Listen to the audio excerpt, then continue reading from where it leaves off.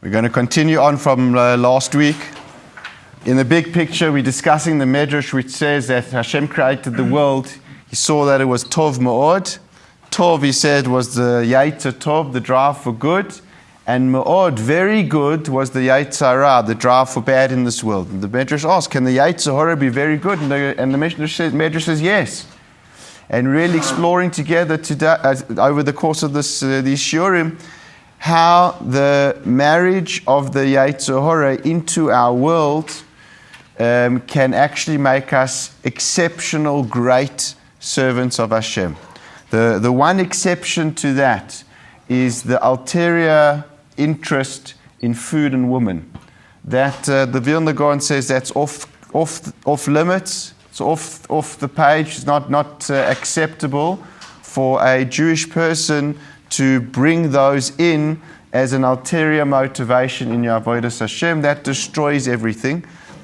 And we're really exploring that space. So this is really the space that is not to be used, but it's fascinating. If that is what drives you, food drives you, women drive you, then how do you actually move that from being the center of your world to have other more kosher alternative ulterior motives that can be successfully utilized to harness you to make you a great servant of Hashem? That's really what we're exploring.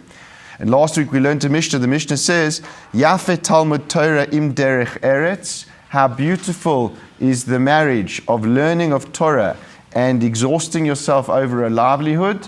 She'agia shneim shekachas over. The exhaustion over both of those causes sin to disappear. And the Rabbeinu Yonah says that doesn't mean the individual sins. It means the drive to sin gets negated when you marry the learning of Torah and the engagement of a livelihood together.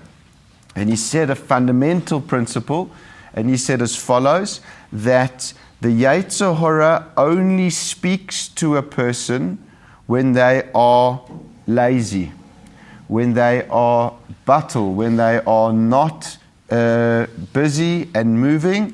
And he says all the time that you're not dasha and v'shama, and all the time that you're not fat and lump, the Yetzer Hara doesn't talk.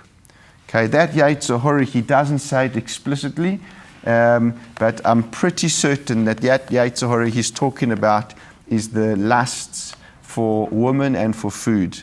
They only speak out to a person who's in a lazy disposition, inactive place in life, and activity.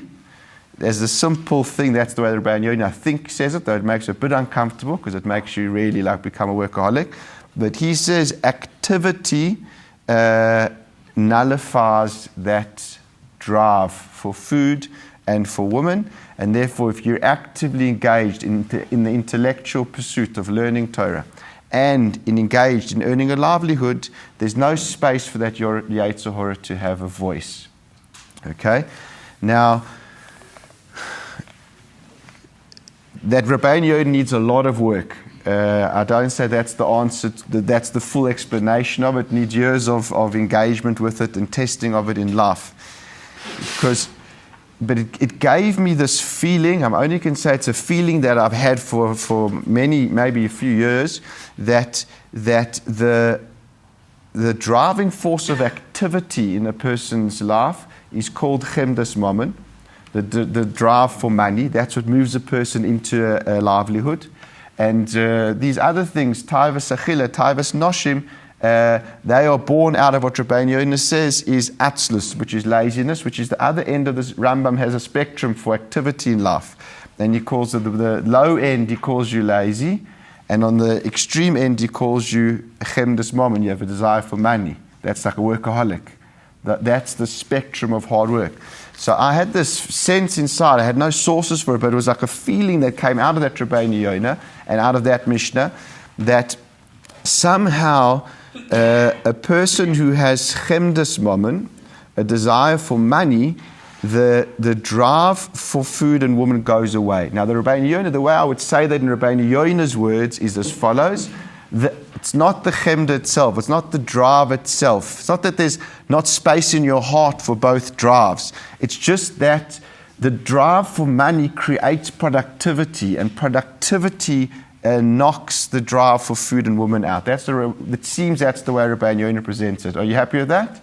Did you say that if you are busy, then you're more focused on your work than having time to get lost in it? Something like that. It's something like that. It's like, I don't know how to say it in words, but yes, your mind's in a different place. Okay. Now, I feel like there's a bit more, and I want to try and explore that hopefully this week and next week. Yeah, you got a question? Where does that direct link come from, that Chemdas Mammon will take away your tithe for? So I haven't said that. I didn't say that. I said that's like it's a feeling that I have that they go together. But Rabbeinu Yonah doesn't say that. He says productivity removes the desire. Now, definitely, productivity is the byproduct of the desire for money. So you understand? So it's indirectly pushing the tithe out because it will make you a workaholic. Workaholics are not interested in eating. They just aren't. But it's not because of the chemda. It's just because you're a workaholic. That's the way. The activity blocks space for these tithers for food and women to even take hold in a person's life. It's like a secondary step almost. That's the way. That's what we've got to know. So I've been living with this. I don't know. I'm really going to share with you my journey in this because I feel that's also a lot of the learning for you guys. Actually, none of this I know or knew. It's just I was interested and I had a theory, and I've just like keep my eyes open every now and again when I'm learning. So I had a question in the Torah, in Parshas Nosoi. There's a Rashi which says that Hashem put the Parsha of Soita next to the Parsha of Truma, even though they don't go together, because he says that. The reason why Hashem put those together, totally arbitrary things, is because a person who holds back his truma, Hashem will make him need the kohen for his wife who's going to be a soita. That's what Rashi says. So I was just fascinated. Look, it's cute. Could you explain to me how that works? A guy doesn't give his contributions to the kohanim in the Beis HaMikdash, and Hashem says, okay, I'll make you need the Kohen. Well, there's many ways you can need a Kohen. You can get tzara'as, you can become a zav, that your wife should be promiscuous with another man, that you suspect her, that you have to take her to the... Like, how do those things go together? So that Rashi fascinated me, and I began to investigate. And it was really nothing to do with this topic. But in the process of that investigation, I came across a few psukim, which the Meforshim on Rashi explain, in Mishlei, which I never knew, and all of a sudden my eyes began to like open up, and I realized actually they're speaking about this topic which we're discussing. Listen to this, the pasuk in Mishlei. The pasuk says as follows. It's in chapter 29, verse 3 in Mishlei. It says as follows: Ish oihev chochma yesamach aviv. A man that loves wisdom will bring joy to his father. Veroye zoinos, and somebody literally who shepherds prostitutes, ye'abed choin, he will destroy wealth.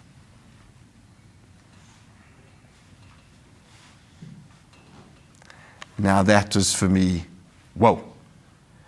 The Torah just put a drive for women next to losing your money.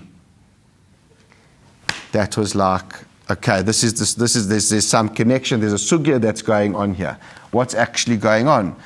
So roye zoino, somebody who shepherds prostitutes, will destroy wealth. Okay? How are we doing? Good. Now, I want to just be clear, so the rest of the show we're clear on this. Prostitutes doesn't mean ladies of the night. It means a man who has intimate relations with the woman that he's not married to. That's what the Torah calls a zoina. Zoina is a woman who gives herself away for free. Not only for money, for free. Without being in a marriage. A person who's engaged in those relations without committing to a marriage is called a roya zoinus. You're a person who just... it's sexual relations without the commitment of a marriage. Abed choin, that causes a person to lose their wealth. Okay?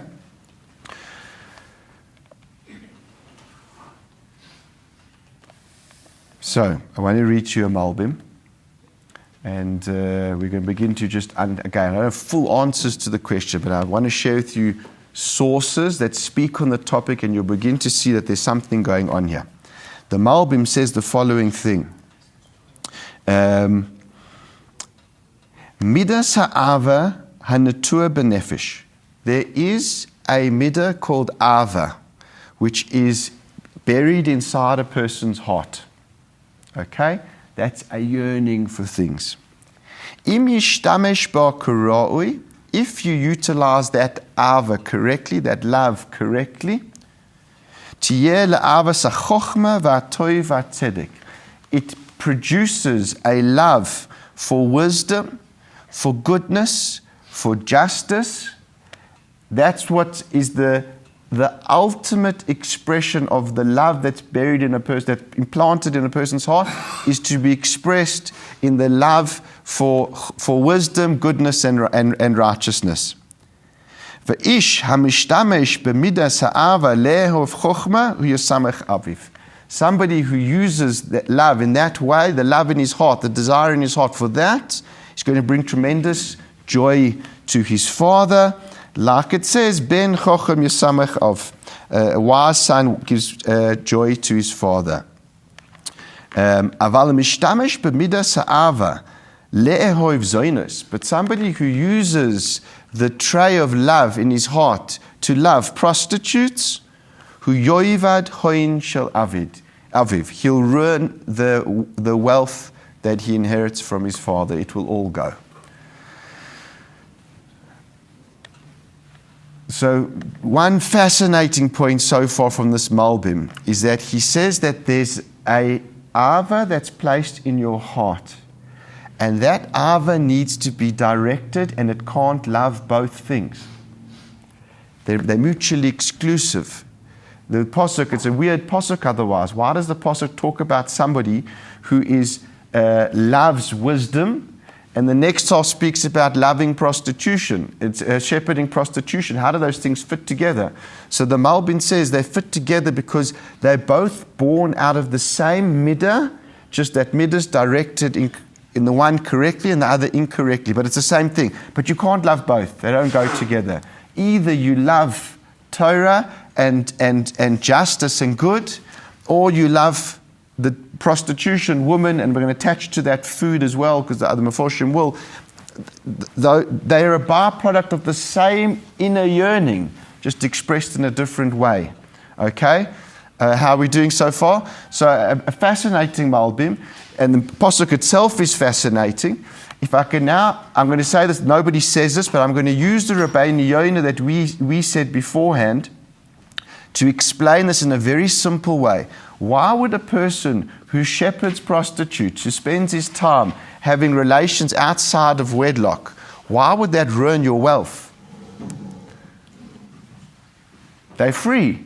Maybe not, I don't know. Why does it ruin your wealth? According to the way we're learning Rabbeinu Yonah, the only way that you can be a person who's spending time with prostitutes is if you're lazy. Only that type of a person who has no desire to actually make it financially would actually waste so much time with women. I'm saying in a very simple way. It's just you've got the wrong. You've built yourself wrong to be a person who's going to be able to even look after wealth, because that requires huge amounts of effort. Huge amounts of effort are not synonymous with the person who is a shepherder of prostitutes on the other end of the spectrum. You can only spend your time in illicit sexual relations. No, illicit, I'm not saying, say this is the person they all say. It's not that she's forbidden to you, this woman. She's not married to you. That just without any strings attached. That engagement is only interesting for a person whose spectrum is on the lazy side. A lazy side. The Torah says, if you see that in a person, you must know whatever money they get, it's going to be gone soon. Not because they maybe have bad business acumen, they just don't have the desire to work hard enough to actually make it and keep it. That's my own license I'm using to say pshat in this pasuk based on Rabbeinu Yonah. these personalities are just totally the opposite of each other. Wealth cannot come to a person who is in that state of being, because you're not in the right spectrum on the effort side. Okay, so roya zoinus abed hoin, that someone who's a shepherd of prostitutes will ruin your wealth. Now, there's another verse in Mishlei. It's in Perek Vav, chapter 6, verse 26. Okay. Now, again, and you can see the theme coming through again. First, we just take the pasuk simply, and then I'm going to share with you Vilna Gaon on this. Unbelievable. He says this, the verse says this, King Solomon says, Ki va'ad isha zoina ad kikar lochem. A person who's going to push themselves to the point of engaging with prostitutes, ad kikar lachem, you're going to end up begging for bread.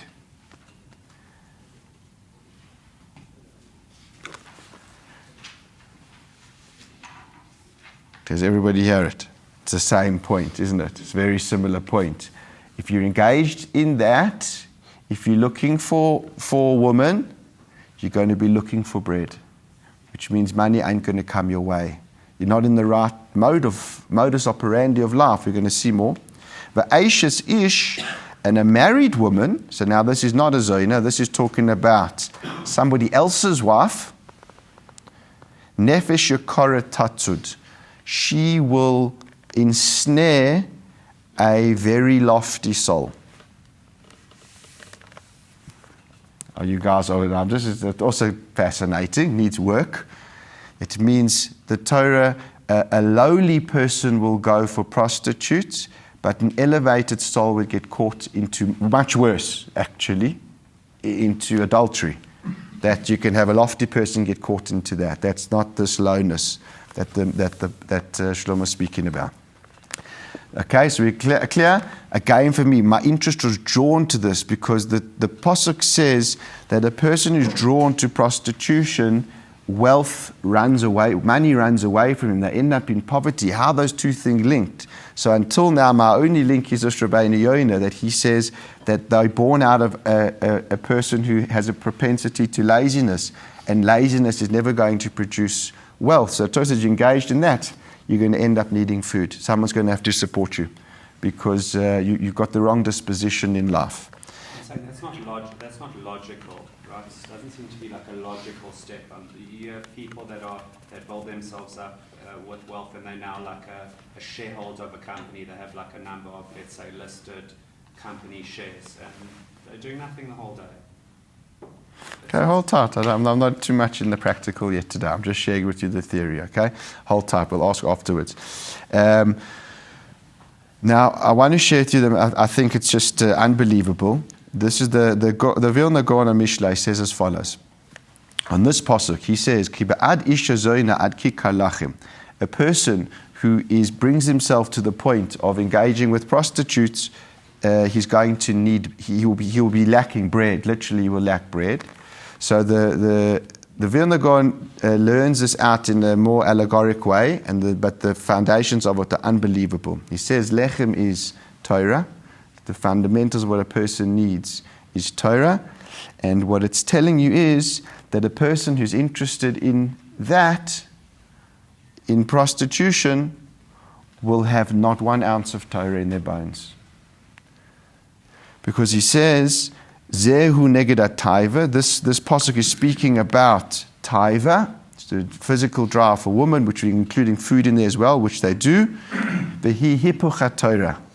It's the complete contrast to Torah. Torah doesn't go with this midah at all. It's the opposite of Torah. As I've explained above, he said, as it says in the Gemara, the Medrash says as follows: Ad she'ata mevakash yikanes Torah tuch me'eh. If you want Torah to go into your stomach, bakei shelo yikanes achilo shtiya latuch me'eh. Then you should make sure that you don't want food and drink to go into your stomach. That's the Medrash says. The Medrash is telling you, so when you say food, we've been getting drunk as well. That's also part of it, you know.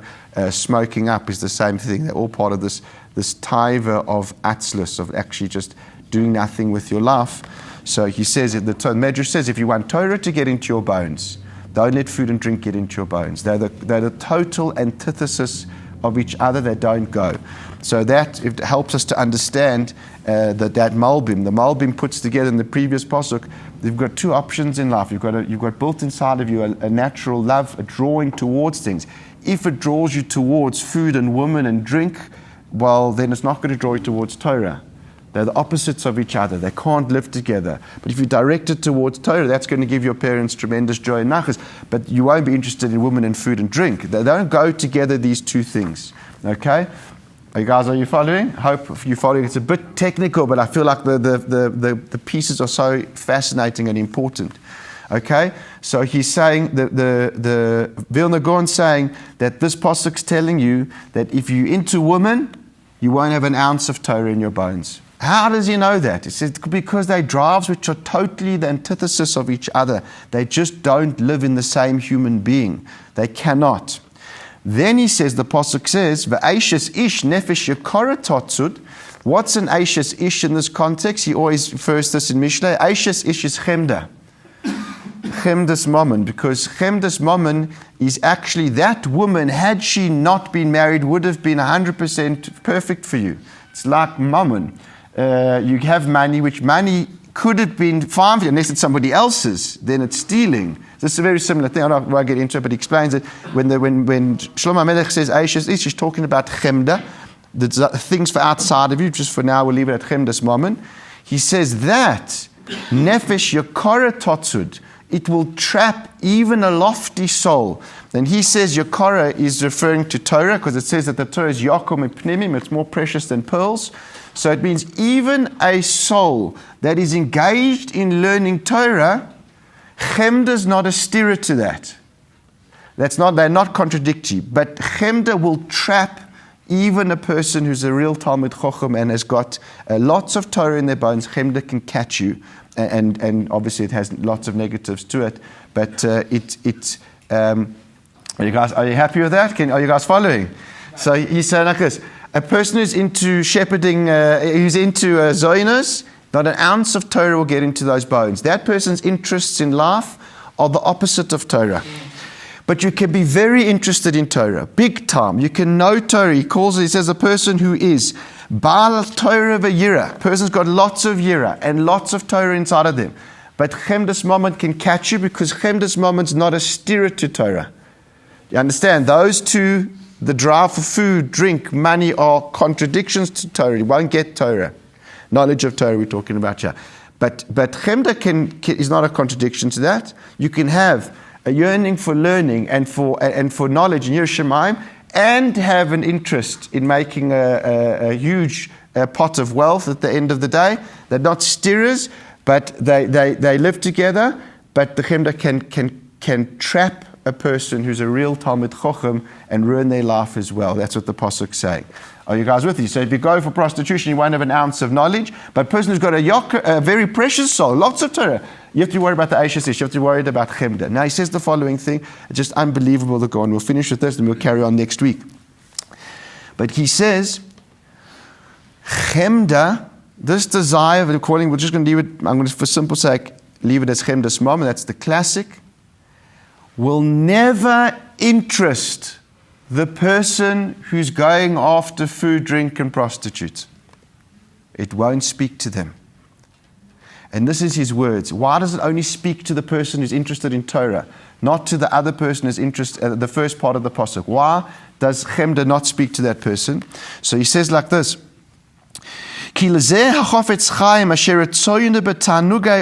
this person who wants a good laugh, he wants the joys and enjoyments of life. That's the first person in the pasuk.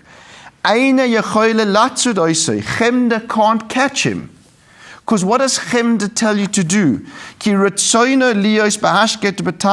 This person on the roya zonas, the one who's interested in prostitution, they want to chill.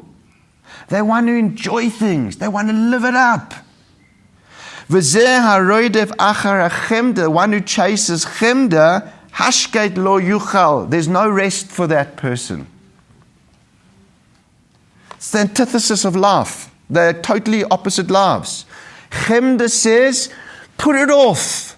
It's worth sacrificing time with your family, your holidays, all the things you enjoy to make the money. It's worth it. Put aside now, because later it's going to be so geschmack. You can't speak that language to a person who just wants to live it up and smoke it up and drink it up and be with women and be in this, just live in the moment of the world. They don't work for each other. So the Gaon says that Shlomo's telling you, Chemda, it doesn't speak to a guy who's interested in women and drink and food. They'll have that's not their, it can't be their weakness. Why? They see life in totally different worlds. Now I'm going to take it one step further. Why is Torah the opposite of that taiva as well? He says the actual opposite of Torah is taiva, drive for woman, food, drink, all that. Why? Because Torah tells you to put everything off for the next world.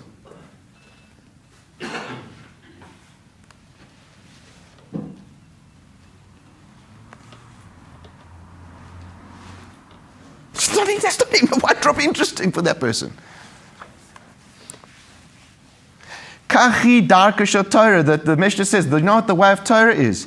Pas b'melach toichal, eat bread and salt. Mayim b'mesura tishte, drink little bits of water. Ala aretz tish, and sleep on the ground. Chayei tzar tiche, live a hard life here. Give it all up here. Give up this whole world. Are you mad? That's like the opposite extreme of that person's life. Chemda is like this middle ground. The Chemda says, look, put off now for later. It'll be worth the sacrifice.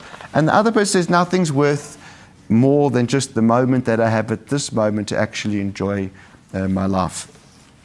I want to just summarize and we'll finish off. I don't have conclusions. I'm just sharing with you the theory, and for me it's just fascinating.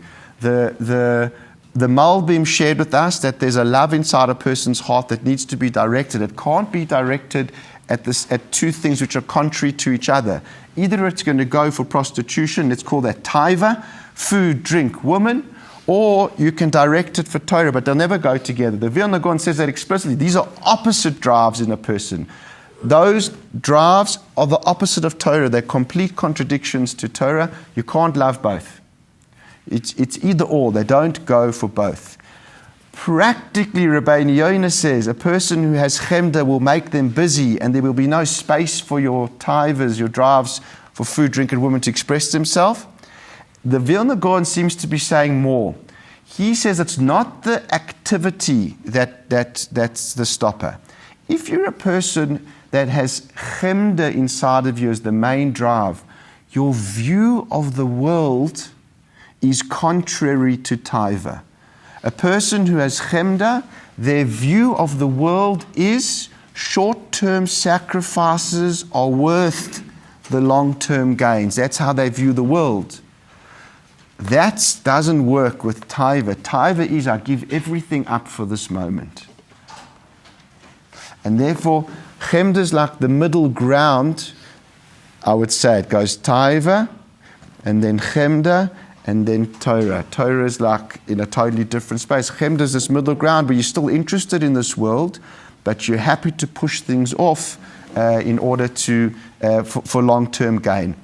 I was just thinking, I don't know if it's true or not, but they apparently there was this, that marshmallow test that they did with people.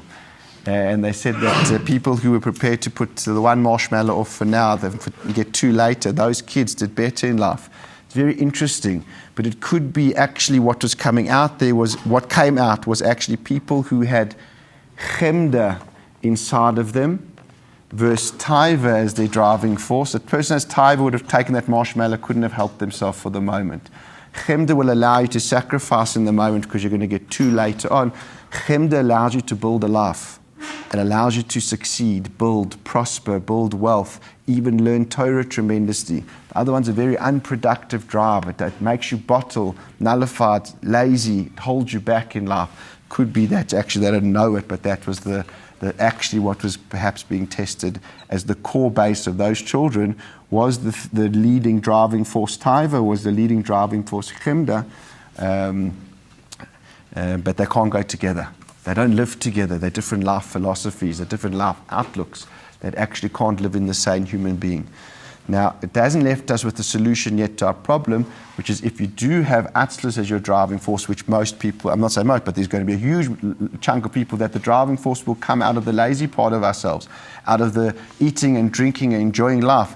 We've got to move. We have to move into a life of productivity. How do we actually do that? We're going to explore a little bit more for next week. Okay.